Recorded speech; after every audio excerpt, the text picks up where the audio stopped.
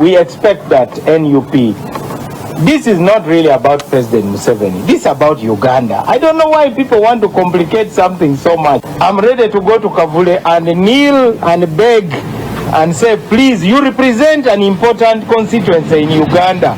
It doesn't matter whether you are saying what, but you are part of our body. So I'm willing to kneel before the political parties for the sake of the future of Uganda.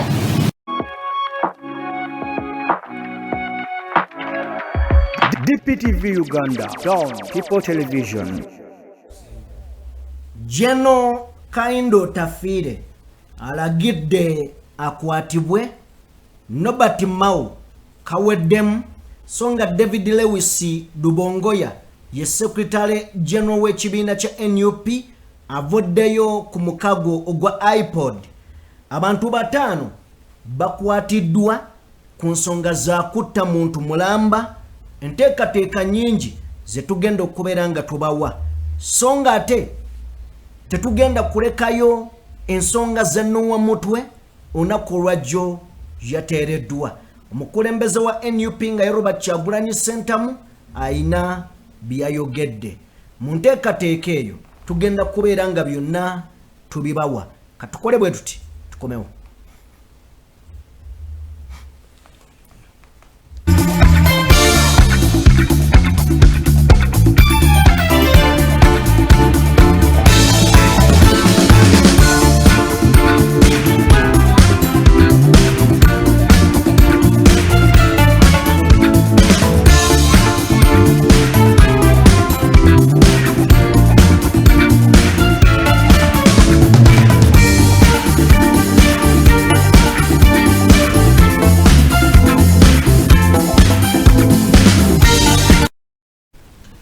Tubanirizaako basebo ne banyabo, buli omu gy'osinziira okubeera ng'otugoberera, abali mu bitundu by'ensi ebyenjawulo, mwebale nnyo, mwebalire ddala okubeera nga mutwegesa amaaso. Abatwegaseko akawungeezi k'olunaku olwaleero kye mukola kya muwendo. Twagala kulisaayo abava ku mirimu egy'enjawulo nti mukulikireeyo ddala. Nammwe abagenda tubaagaliza birungi byereere. Abafunye ebizibu eby'enjawulo tunakuwalira wamu nammwe, so nga ate nammwe abafunye essanyu ery'enjawulo tugamba nti tujaguliza wamu nammwe. Abali mu malwaliro, Omukama Katonda abagumye, abawonye, musobole okubeera nga musuuka, muwe obujulizi titwasimbayo kitooke Magombe. Yezesa Jime ndi ne muganda wange Kabe yanjulire tusimbule ebigambo nga we bizze. Mbabuuzaako bakyali bange abali abatwegesa amaaso. Erinnya mbeera Cobbs wano ku DPTV tubeerawo batubasensulira ensonga eziba zifudde mu ggwanga lyattu Uganda. Okay, Buterevu. Onako lwe tugenda kubeera nga tubalwisa wano. Tugenda kubeera nga ebigambo tubiyitamu ngeri ya lukwakwayo. Robert style of match bigenda kubeera nga byebyo ebyaddala bye tubaleetedde. Deroka tutandike ne muganda waffe amanyiddwa nga Nowa Mutwe. Nowa Mitala. Yes. Nowa Mitala yakwatibwa ne munnamagye amanyiddwa nga Charles Twine ne bamuwa bail. Yes. Ng'ensonga ze baatuwa nti Twine yali aleese deal eri Nowa Mutwe. Deal nga yakuba mwami Museveni peva. Peva mugimanyi? Bono bazimbira mu lujja mu mpya ez'enjawulo. Mbo bano baateekateeka olukwe nga lwakusaanyaawo mwami Museveni era nga baali baluluse si kuleeta zi RPG, si kuleeta mondi zi AK-47, si kukwata Kabadia, no, wabula kumuchapa peva. N'olira ensonga ey'obwewusa. Mwami Museveni omuyitewa. Oyo Museveni kwenkakasa mwami Museveni oyo. N'omukuba peva ayinza obutagenda. Kakati olunaku olwajjo Mukama mulungi newankubadde nga Nowa Mutwe oyo babadde bamumma bail enkya n'eggulo. Enfolezo. Yes. Bagezezaako. Mukama wa kisa yavuddayo olunaku lwabadde lwajjo era katusooke tulabe ng'ayanirizibwa ku kitebe kya NUP then tujje ate tukubulira ebikira ku bino.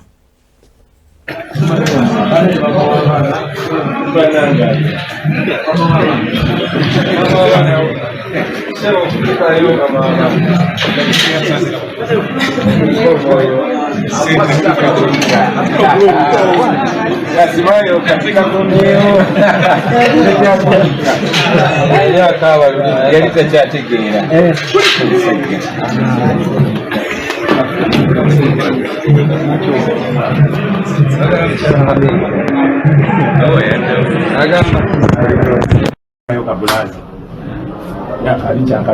Zale jajja wange kavana naye ozitowa milioni 5 ez'obuliwo milioni 5 ez'abuliwo omenye ripoti futi soja olaba Museveni abamanyi twamuziza mu ghetto kati mu ghetto gyali tokulanga bakusala milioni 5 wanatabalirayo tubadde obadde mukaka mweragize empisa zikola ki nkujjukizeemu kano tewerabira protest vote tubiddamu protest vote agomateeka yakoma walina otandikira otulina okutandikira tebakyalina misango kati oleete milioni 5 ku NUP ne banna owamadda omukyajinga 1 million owamadda 1 million ayogedde obwogezi ku mazima omukyajinga milioni meka zabuli bosimanya ne milioni 5 tali bawo ekyo bakikola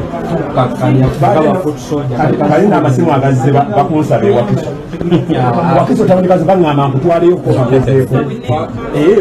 okubabuuzaako bubuuza gavana soka webaze bannayuganda milioni 5 bazitondedde mu dakiika nasatu kyemaite gaweze nebaza baganda bange mwenna abali mu diaspora n'abali wali mu Uganda mwebale nnyo within 5 minutes milioni 5 zibadde zimaze okuvaayo eza muganda waffe ono mweyimirira. So wano mu Uganda president yatugamba tuli people power kasa kikuwa ku munnaffe money is nothing, totally nothing.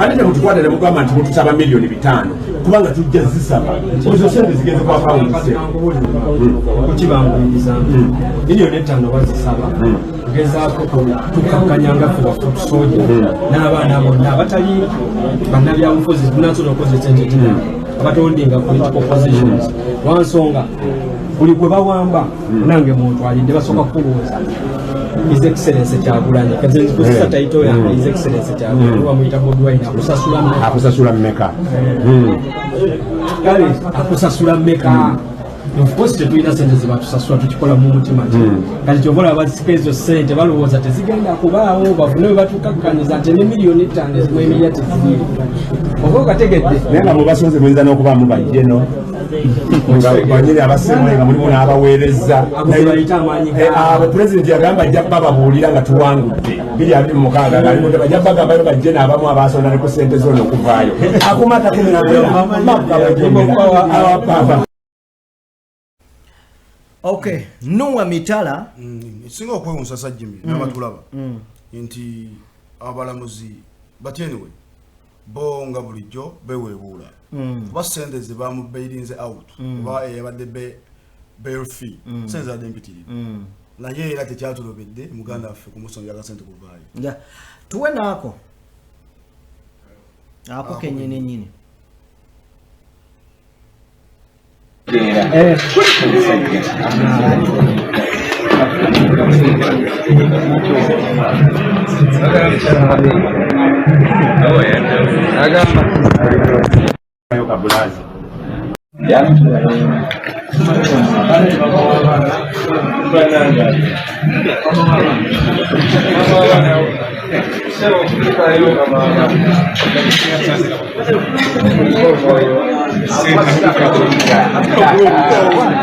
Kasimayo katika kunio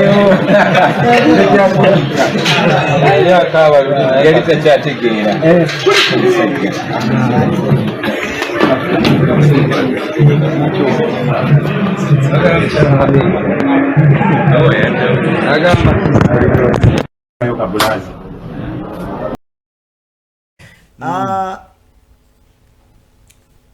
abavubuka bali omuwase muwase omanyi Twerowozaako ffekka. Ebiseera ebisinga obungi. Mukyala wa Nuwa Mutoya abaddewo. Nnyo. Anzikiza omukyala omu. Yali muka munnamawulire omu Joseph Watte. Oh yeah. Omukyala naye ate oyo yali mulala mu bannange. Omukyala yali Mugesa Biggu. Oyo yali mulala.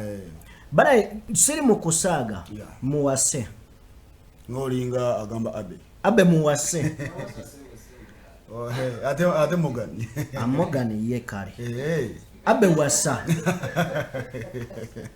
Omanyi guno omulembe tetulina obulamu bwa leero naddala ng'oli muvubuka either okola mawulire ga nkyukakyuka okola biki obulamu bwo tobumanyi newankubadde tetubulinaako control naye tobina ku guarantee anytime osobva mbudde so nalabye Nuwa Mutu oyo yabadde agenda mu office ne president namala namugamba ne mukyala wange waali wano yamugamba mukyala wange waali wano kati gwe Kasooto oba wapadde bupaazi dda naye omwoyo gw'omukyala weeguli tuli bavunaanyizibwa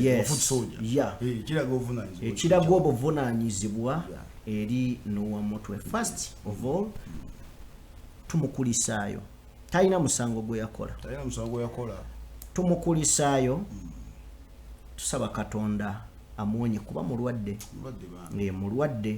nali njogerako ne mukibe Hope n'ambuulira muko in fact ne mukyala we twali ku ssimu awo mukyala wa Nuwa Mutwe so ajjanjabwe awone ebintu by'obulamu buddemu butambule nga tuyengera okubanja gavumenti so wasigaddeyo abantu Edi Mutwe gyali Mugumya Gaddafi gyali Smart Wakabi gyali n'abantu abalala bangi Machete nga bwe tulowooza ne kubaabula tetumanyi oba gye bali oba bafu the missing 18 so buli omu aweebwa eddembe no kino si kyakusaba yes buvunaanyizibwa wa gavumenti okukuuma abantu n'ebyabwe so si kubabuzaawo weewaawo mutukkirize tuveewo tugende wa Nobert Mao bangi bamuyita Mawube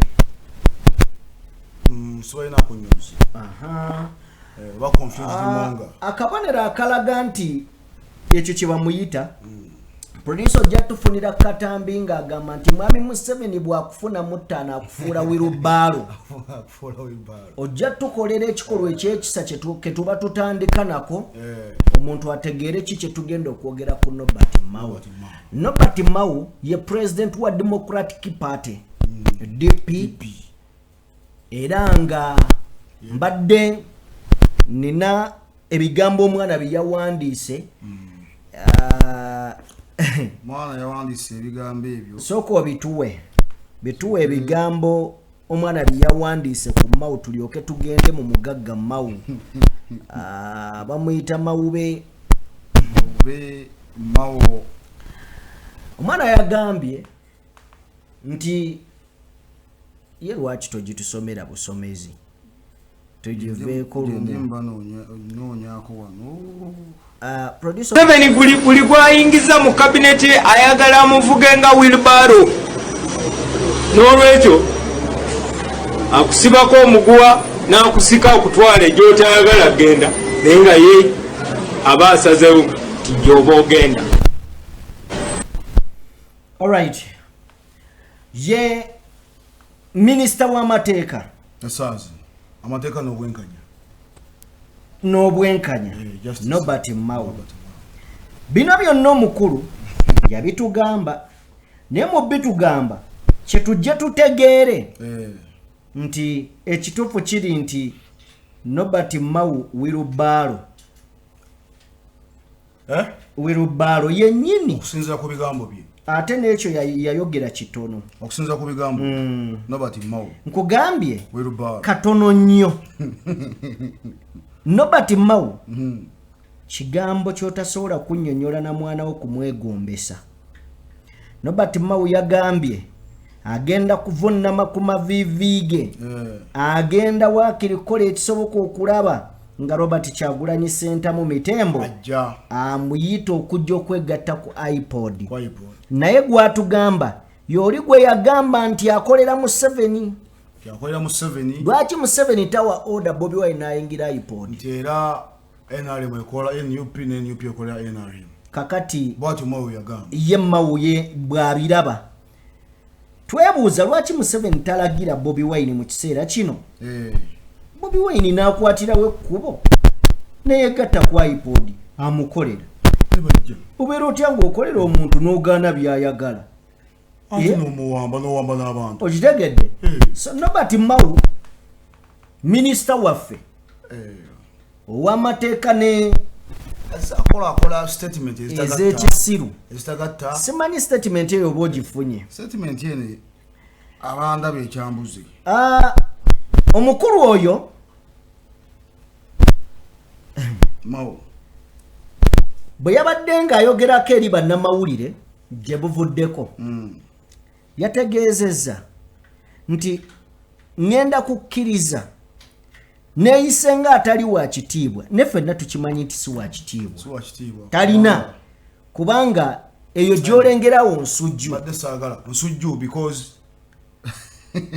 kiki gy'olengerawo nsujju kungulu green munda yero ate nga kino takikoze leero bizze bisumbuwa opposition ebisajja bino yes aye DP yonna kati nnyo kinajjukirwa nti yebba wani Beatrice manyi Beatrice ajja kubwa road mayor namulabye eggulu ajja kuba road mayor muka Robert Mawu ajja kubwa road mayor muka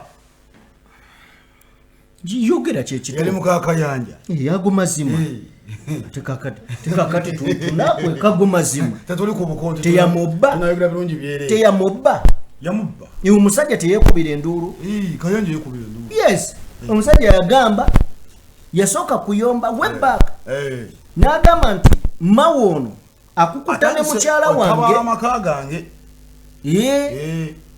naga akukuta ne mukyala wange mukyala wange buli omuganga gamba agenda mu meeting za DP ali mu lumpuuga wala empuuga era yekula yalya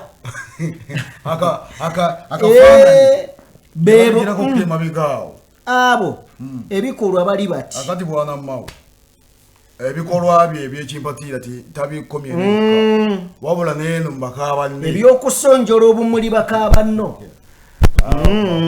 akati yagambye agenda wakiri nekinakitwa kufukamira tufunire Robert Mawu agenda afukamire afukamirira lwaki wetujja okuvira ddala ekibiina ki NUP lwe kyaggulwawo kakati emyaka gikonye 5 miramba kyaganira ddala okwegatta ku mukago gwa Interparty Organization for Dialogue oba iPod nga kigamba nti mpawo kalungi kagulimu kubanga nayo bateesa ekibiina ekiri mu buyinza kisigala kibatuusaako obulabe naddala okukwata abakiwagira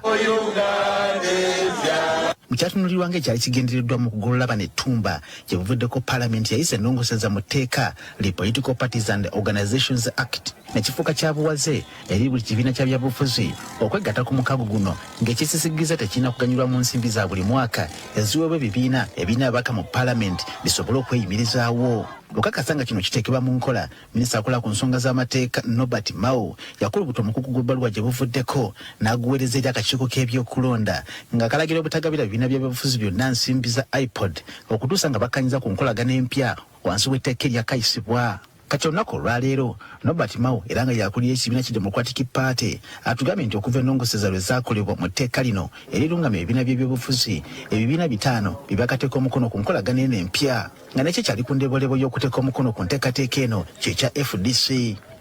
I think those are the 5 that have signed the new MOU. So I've got a letter from FDC saying the party president is willing to sign.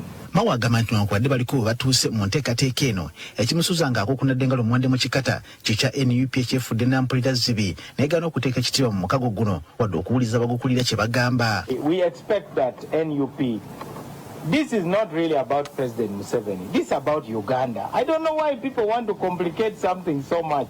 Mawa agamba nti ne bwe kibanga kyetaagisa kweyambula bitiibwa afuuke ng'owa wansi agenda kugenda ku kitebe kya NUP agumbaawo okutuusa nga bakikulira bamuwadde okutu ku ky'okwogera ku iPod. I'm ready to go to Kavule and kneel and beg and say, please, you represent an important constituency in Uganda.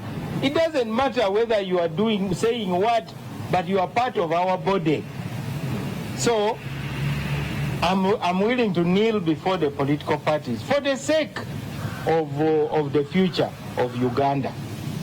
Ono abakanyiza ebigambo nti iPod yeesigamye ku kyakugabana nsimbi mu bibiina by'ebyobufuzi n'akakasa nti kibagata ku iPod kwagala mirembe na nkwatagana naddala nga boogeraganya n'ekibiina ekifuga. Kino ekintu si kya kisente tikufuna sente wabula kugatta bannayuganda na kubeera n'omutima gw'okwogeraganya.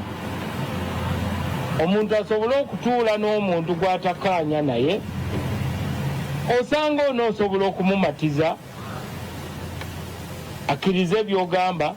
Kyokka Mawa akyogedde lwatu nti bo nga DP ensimbi za iPod bazaagalira ddala era nga baakuba n'okulaba nga bannaabwe babegattako omukago gusobole okuggumira. We all need that money. I'll be the first to say it. As DP we need that money. Maybe others don't need it.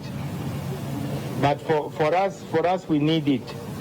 And that's why we will struggle to continue being members of iPod. Abakulira ekibiina ki NUP bazze bakyogera lunye nti mpawo kigenda kubasikiriza wadde okubakaka okwegatta ku mukago guno gwa iPod. Bogo balumiriza nti mpawo kalungi kagulimu newankubadde nga gwali guzimbiddwa ku mulamwa gw'okuteesa emirembe. Sinti tetwagala kuteesa naye ebiseera ebisinga n'okuteesa kuno ekivaamu kyekiriwa.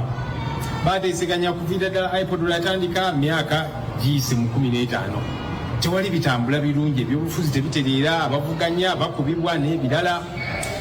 Ye abaffe abagamba nti bo okuteesa bakwagala nnyo mu paalamenti tuteesezaayo lwaki ebiteeso bye tuteekayo tebabiwa kitiibwa. Mu kiseera kino ebiina ababaka mu paalamenti bibadde bigabana ensimbi obuwumbi 35 buli mwaka ng'ekibiina ekisinga okuba n'ababaka bangi mu paalamenti ki NRM kyekitwala ettereetebbwa eddene. NUP ebadde esinza ababaka bangi ku ludda oluvuganya gavumenti n'eryoka egoberera kyokka bino byonna byakumye mu tteeka ekkadde kakana ekibiina kyokka ekiri mu mukago guno kyekyokuganyulwa mu nsimbi zino.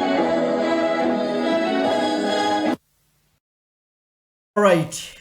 Etsokera ddala Mawa yagamba yatujerega yajerega NUP n'agamba nti agenda kukakasa nti ababaka abali mu NUP batono okusinga ye bagenda okuteekayo nga aba DP. Yagamba nti aba DP balina okusinga aba NUP obungi. Kyekyabaawo Anti ebintu byajja birala. Ate era gwe mukago gwe yakola ne Mwai Museveni nti agenda fuba okulaba nti akyusa abantu ababaka be NUP abateeka mu DP. Kyekyabaawo Nagenda okulaba ne balulume nabo bagenze bagenda mu PFF. Kati ekituufu kye yasuubiza Museveni yakikola.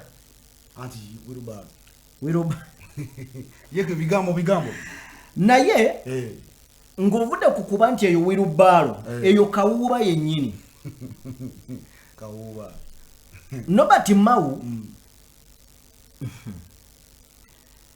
omukago gwa iPod simanyi Mawu lwaki tabeerayo ne DP ye.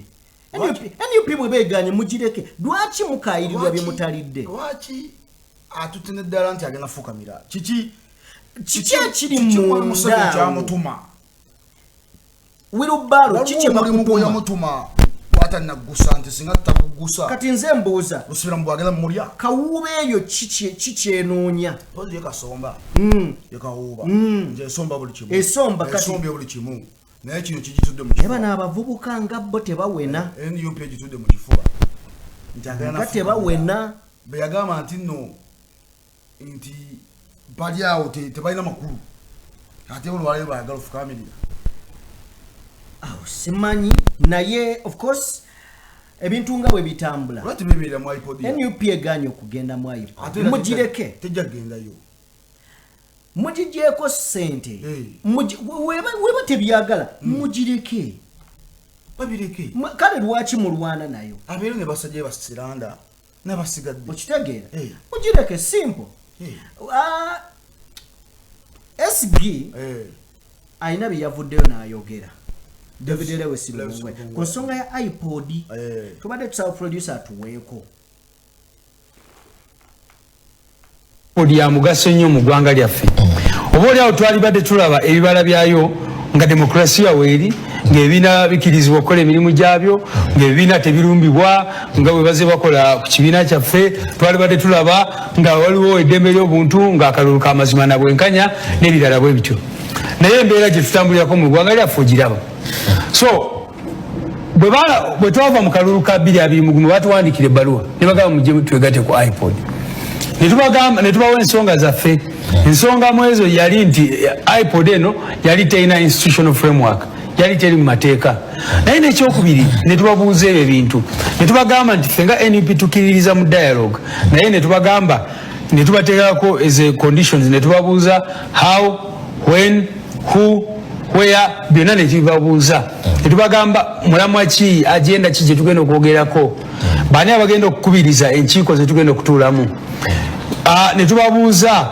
bantu ki abagenda kubeera represented kubanga ffe dialogue gye twagala si ya kutuuza abapolitician mu kasenge ne banywa caayi bokka tuba twagala dialogue erimu bannansi eri inclusive nga tuba twagala ne dialogue eyo newabodaboda bw'aba atunula yeerabemu afiiringe nga tali represented munaddiini ab'ennono abakulembeze baffe mu nnono n'ebirala bafiiringe nti bali represented mu dialogue era ne tugamba nti twagala genuine dialogue tetwagala cooptation kakati mukulumawo kyekyokulabirako ndowooza ekisingira ddala mu Uganda ku nsonga zino zetwogerako kubanga bwe yali afuna bwa minisita yavaayo n'ayogera tukoze cooperation agreement simanyi tugenda kwogera transition kakati tugenda kupulaninga Museveni butya bwavaako eggwanga lyaffe litambule bweriti ne bweriti tuli ku kikati bwetwogerera bw'omubuuza mubuuze atuusewa n'ensonga ezo wenasemba okulaba General Museveni yenyini yavaayo n'agamba oyo mwaba byayogerako si bye twayogerako tetwabyogerako era kyekugamba ekyo nti abaNRM tebakkiririza mu dialogue bakkiririza mu cooptation naye olunaku lwe bavaayo ne bagamba nti kati tuli interested in genuine dialogue tugenda kubeera basaale mu nsonga eyo kubanga naffe twagala ndoza ffe abasinga okwagala eggwanga lyaffe so mao byayogera nti simanyi it's not about Museveni it's about Uganda akimanyi naye nti alimba ekisooka agamba ensi bya ssente so nga bagenze ne bakwata iPod ne bagiteekamu bye ssente ekyokubiri dialogue gye twagala si gye boogerako gye bakkiririzamu si gye tukiririzaamu naye ku nsonga eyo kantangaze ne ku kino nti waliwo ekitongole kye bayita National Consultative Forum ekiviira ddala mu constitution ya Uganda ekyo ekitongole kya National Consultative Forum tukirimu lwaki kubanga kiri mu mateeka ekisooka era kiri hosted mu Electoral Commission kakati era omuwanika waffe gwe bayita Benjamin Katana vice chairperson wa National Consultative Forum kati kye bakoze mu teeka eryo lye bakyusiza bagenze ne bakwata iPod ate ne bagireeta mu NCF mu National Consultative Forum kyetuwakanya ennyo kakati currently estate eriwo nti ekitongole kino kyetulimu ekya NCF baleese iPod ne bagifuula department era ne bagamba nti buli kibiina ekirina ababaka mu parliament kirina okubeera mu iPod buli kibiina ekitalina ababaka mu parliament kirina kubeera mu forum for unrepresented political parties era kinjagala okukakasa abantu baffe of course tulinze regulations tulabe bwe zifaanana naye kyetugenda okukola mu byonna byonna etteeka eryo tugenda liwakanya mu mbuga z'amateeka nga tetunnabagenda mu byatteeka ayogera bino wankizo wanjawulo mu bannabyabufuzi abali mu Uganda wano abadde mu opposition era kyali mu opposition president wa kibiina kirambe ekiri ku ludda oluvuganya gavumenti minisita mu gavumenti wa byamateeka amakulu nti amanyi bulungi nnyo opposition byeyitamu SG ensonga yazinnyonnyodde bulungi nnyo na lwaki bano batwesibako ogera mu bya iPod bya National Consultative Forum ebaddewo okuva mu mwaka gwa 2006 nga iPod tenaba in fact 2009 iPod yajja ne iPod bwejja nga 2006 baguddewo ebibiina yo nebalungamya nebagamba nti mutondeewo ekibiina ekigenda okubeera nga kiyambako ebibiina okubeera nga kibitumbula n'obbiwa embavu n'okutambuza emirimu gyakyo. At first ekibiina ky'ebyobufuzi kyalinga kyefacilitatinga era nga baregulatinga ne bagamba kikoma ku bukadde 4 nga kyefacilitatinze ne bagamba nedda ebibiina tebinnaba kufuna bantu bambavu bafanda kuwoza sente ezo kubanga byetengerera kakati tugunjeewo ne bagunjawo National Consultative Forum nga iPod eri wansi wa NCF kubanga iPod si yaffe ya Netherlands iPod bwebera nga si yaffe ekitegeeza nti ye yali patana ajja okulungamya n'okutuuza mmwe singa muba mutabanguse NCF ye yaffe ngera iPod eri wansi wa NCF kati bano kye baakoze bagenze mu parliament ne bakwata nga baagala NUP ogizinga ogimma ssente za National Consultative Forum ezo eziri mu mateeka kubanga Benjamin Katana yakulira ye vice chairperson wa NCF kakati bache bakoze kino tebakikoze nti bakitegera kujinga waza bantu abatabitegeera nti NUP ebadde ngefuna sente kyokka teyagala kwegatta mu nga bagamba mwafuna sente za iPod kati kyebabadde batagala abantu bategeere bantu baleme kwawula iPod ne National Consultative Forum kababadde tebagala abantu babitegeere boba bogera iPod nenga sente ze bali mukuma NUP inayo n'omukiise kati ne bakwata iPod ne basalawo bagiteeke mu constitution ya Uganda actually bagiputise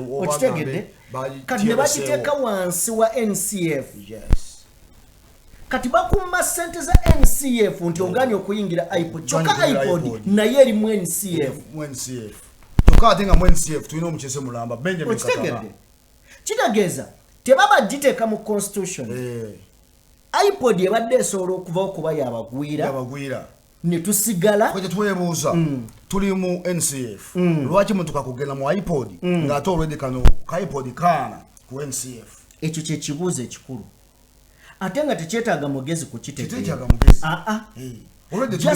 mwami Museveni ekisooka anoonya akafaananyi nekyagulanyi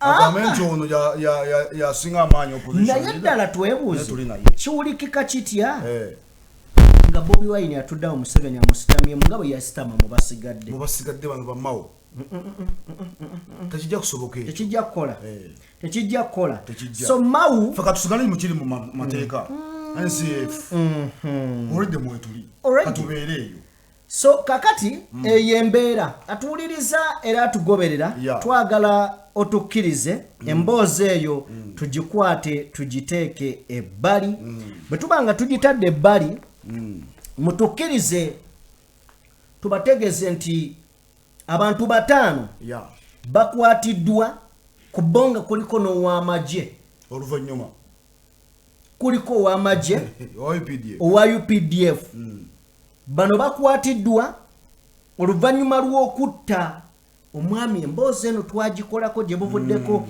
abagijjukira nkakasa nga musobola okubeera nga mukyagijjukira emboozi eno yali nnyo mu mawulire musango gwali gwaki batta nannyini ssomero bitundu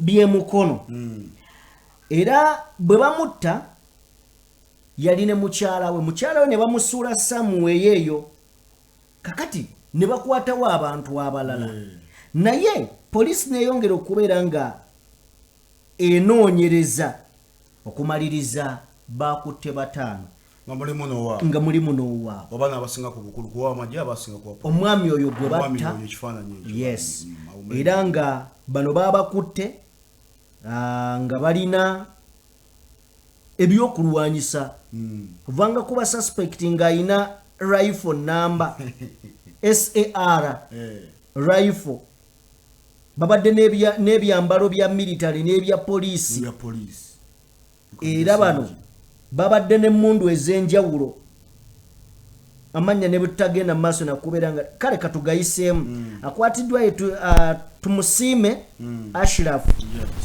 Elias akwesanga ngani Obeda yenya ilikola sente ono bamukutte nga bamusanga mukono kati waliwo sente za Mike yuno bamugye Wakiso waliwo Kasoro Fadi bamugye Kamuli waliwo Mwesije ono naye bamugye Kamuli n'abalala naye mwaba batano mwabaddemu ow'amagye waliwo nga ngenda lufalinga kwene emboozi waliwo jjo be bakutte Masaki era badde ne zirifles mundu zivaawo era we mbadde nzija okusajja abatulaba nti emundu ezo zivaawa naye kino kati tutegeeze nti bano be bakutte kwabaddeko ow'amagye tegeeze era beekubaana bo bennyini beemanyi osanga sina omu ku bo bayinza okubona abasatu ba babiri nga bebadde ab'amagye bannaye bebadde ab'amagye nga bebakola obutemu emmundu zifuuse olwa ssente emmundu zifuuse emmundu kati gwe otambuza propaganda nti ensi waleeta emirembe naye nti abantu batusiba bafa babukofiira baabo ba MP military police baavu kyokka bo bawe emmundu banaku naawe lwaki tebeekolamu omulimu His Excellency yagamba nti atandikirwako ayina kakadde abo bali mu bukadde nga busatu abo bali mu bukadde nga busatu buli mwezi levo yaabo bwe kiba nga atandikirwako ali mu kakadde tebeekolamu omulimu simanyi tuveeyo kakati waliwo akatambi akasasaanidde emitimbagano akatambi kano nga abasomesa bakuba abaana emiggo in fact babeebasizaawo lulayini nga babakuba emiggo ekifaananyi ekyo ojja kugira nga bw'okijjako tekinyuma nnyo okulaba kakati omuggo guno gwatuuse mu ofiisi ya mwami Gen.Kahinda Otafire Gen.Kahinda Otafire agambye mwe ezo sinte zemukuba Kahinda Otafire omanyi bebamu ku basajja banyiiza naye ate mwagala nnyo amanyi okwogera amazima waliwo olumu emmandwa bwanika lwemulinnya negenda oyo yayanika bakamaabe kakati yavuddeyo ono minisita wa internal affairs Kahinda Otafire yavuddeyo n'awa order eri Uganda police agamba bakwate buli musomesa yenna n'omukulu w'essomero tagakwata agezaako okubeera ng'akuba abaana emiggo mu ngeri ey'ekisirusiru bagiyita child abuse yes n'agenda maaso n'okubeera ng'agamba nti in fact bagamba nti okusinziira ku bbaluwa omukulu gye yawandiise yannyonnyodde n'agamba nti abaana b'ennaku zino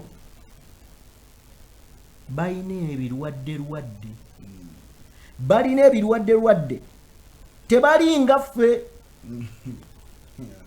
era tebafaanana nga baana abazaalibwa emyaka 3 agayise ekituufu kiri nti nzikiriza abaana b'ennaku zino bannafu nnyo bannafu n'obulamu bwabwe buli awo banafu nnyo abasirikale bakuba nabadde ndaba emboozi yabadde ku baganda baffe aba gospel live Farouk bakubye omwana w'omu nabalabye emboozi yaabwe ng'agamba omwana bamukubye ne bamwasa n'obusajja okitegedde abasomesa babeera n'ebizibu byabwe baddira ennaku zaabwe eza family ne bajja bagireeta ku baana omusajja yamukyaye yaganye omuwasandiza akameeza okitegedde ennaku n'agireetera ku baana kati n'otuuketsa gwe n'okwata omwana wa munno n'ojja nga gw'oyagala nga gwe atali muzadde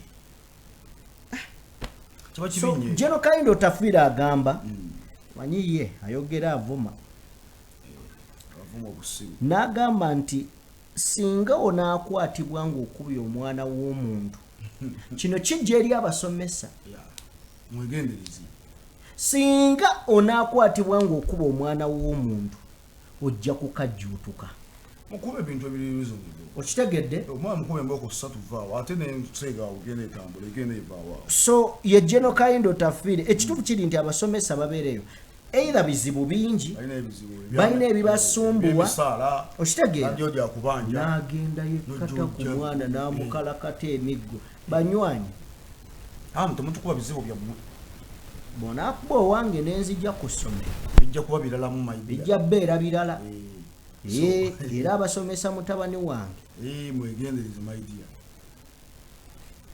tujja kujjawo ebintu bijja bbeera omwana yes omwana tukkiriza bamukube naye oba punishment yes bwe kibanga mulaba gwe ng'olina olugono omwana muwe ekibonerezo mugambe buli wojjano ku ssomero gwoyera olujja ate awo bennyini bebabeeraawo tugenda tegeka wano tugenda tegeka protective vote babule balina obusungu n'ennaku baagala okukuba bajje ku street president asibayita bajje ku street kale bakube bajje bakube batwalira wano abajja ati abatubonyabonya lwaki abasomesa lwaki tebajja abakuba n'omulengera akubi obukalu alinga empeke ya kapiso tutugieko ebizibu byammwe kale byebyo twagala kubeebaza mwenna abatambudde naffe mwebale nnyo mwebalire ddala okubeera nga mutugoberedde okutuuka wano wetugenda mu maaso n'okubeera nga trapping up this program yenze Sajjime abaddewo ne muganda wange Cobbs okubeera nga tubaweereza tugezaako menyaamenya mu nsonga ez'enjawulo abe mu production yabaddeyo atukoze obulungi obutagambika kamera wabeerayo omukulu Morgan Keys 25 official kunga uziga kunga alenta tugenda kukunga abange ebintu tubikolera ddala se kunga uziga kunga kati wano kunga DPTV kunga Machinje kunga Uganda kunga Kyagulanyi kunga Sajjime kunga kale mukawa Katonda abatuwere bye musingo kati nnyo kunga bakadama kunga mukawa Katonda abatukubire mbere bulungi peace and love